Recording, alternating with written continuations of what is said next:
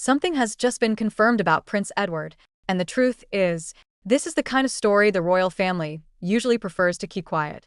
Not because it's shocking in the usual way, but because once you understand it, you start to see the monarchy very differently. Because for years, there was something quietly sitting in the background. Something promised, delayed, almost denied. And now that everything is finally out in the open, it's clear this was never just about a title. It was about patience, timing, and a level of strategy most people completely missed. And here's the part that makes this story even more interesting. While everyone else in the royal family was making headlines, Prince Edward was doing something very different. He was building something, quietly, carefully, and now? It's all starting to show. So, let's go back to where this really begins. 1947. A young naval officer named Prince Philip marries Princess Elizabeth. On that same day, he's given a title that would define his identity for over 70 years. Duke of Edinburgh. Now, to most people, that might sound like just another royal title. But inside the monarchy, this one mattered a lot. Because Philip didn't just carry the title, he built something around it. The Duke of Edinburgh's Award, a global program that reached millions of young people, focused on discipline, responsibility, Growth. and over time, that title became more than symbolic. It became a legacy. And from very early on, there was a clear expectation that one day, that legacy would continue through Edward. Now here's where things start to shift. Because in royal life, nothing is ever as guaranteed as it seems. When Prince Philip passed away in 2021, the title didn't go to Edward. It went automatically to King Charles III.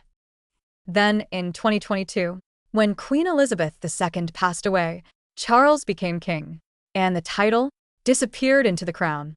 Just like that. Gone. And suddenly, something that had been expected for decades was no longer certain at all. Now imagine that for a second. You've waited your entire life for something. It's been publicly acknowledged, privately understood, even promised. And then, it just vanishes into a system you don't control. That's where Edward found himself. And what makes this even more interesting is how he responded. Because he didn't complain. He didn't push. He didn't go public.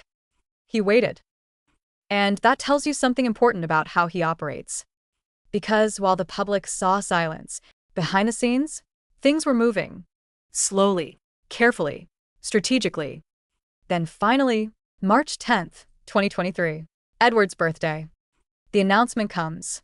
King Charles III grants him the title, Duke of Edinburgh.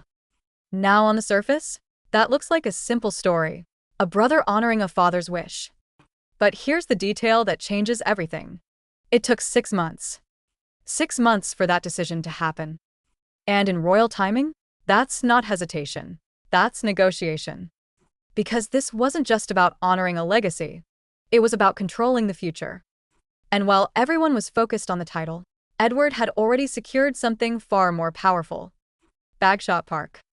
Now this is where the story shifts from emotional to strategic. A 120-room mansion, 51 acres of land, estimated value around £30 million.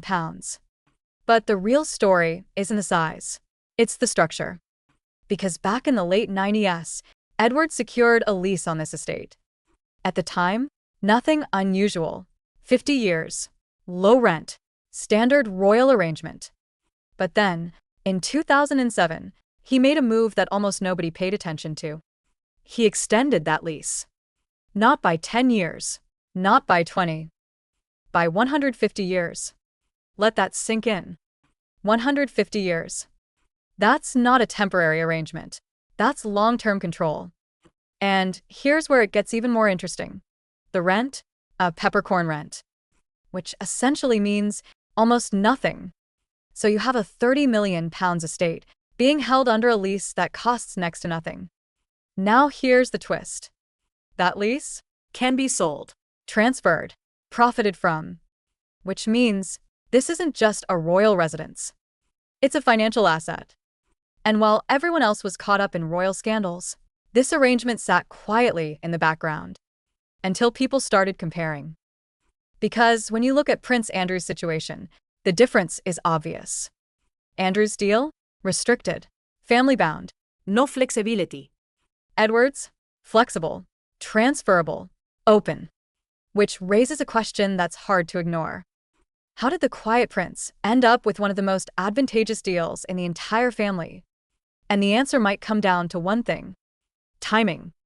Because Edward wasn't fighting for attention. He wasn't in the headlines. He wasn't creating problems. He was reliable. And in a system like the monarchy, reliability is power. Now here's where the story connects back to Philip. Because Philip didn't just want Edward to have a title. He wanted him to carry forward something meaningful. And Edward did exactly that. Decades of involvement in the Duke of Edinburgh's award. Real work, real commitment. Not symbolic, not performative. Consistent. And over time, that built trust. Which may explain why, when the moment came, Edward didn't need to fight for what he got. It came to him. But not without conditions. Because here's the final twist. The title he received is temporary. A lifetime title. Which means, when Edward is gone, it returns to the crown. And from there, It can be reassigned. most likely to someone in the direct line. So what did King Charles III actually do here? He honored his father. He rewarded his brother. But he kept long-term control. That's not just tradition. That's strategy. And Edward accepted it. No resistance. No drama. Just continued doing what he's always done. Working. And now, he's one of the most trusted figures in the monarchy. Traveling internationally, representing the crown, filling gaps left by others. Think about the current situation. Harry stepped away. Andrew lost his role. Charles is managing health issues. William is under pressure. And in the middle of all that, Edward and Sophie are quietly holding things together. No headlines. No chaos. Just stability. And in a system that's constantly under pressure, that might be the most valuable thing of all. So, here's the real question. Was Edward overlooked for years? Or did being overlooked give him the space to secure something far more powerful? Because while others chased attention, he built position. And now, we're seeing the result. Let me know what you think, because once you start looking at this differently, you realize this was never just about a title. It was about understanding the system better than anyone else. And if you think this story ends here, it doesn't, because the next chapter is already unfolding, and it might be even bigger than this one.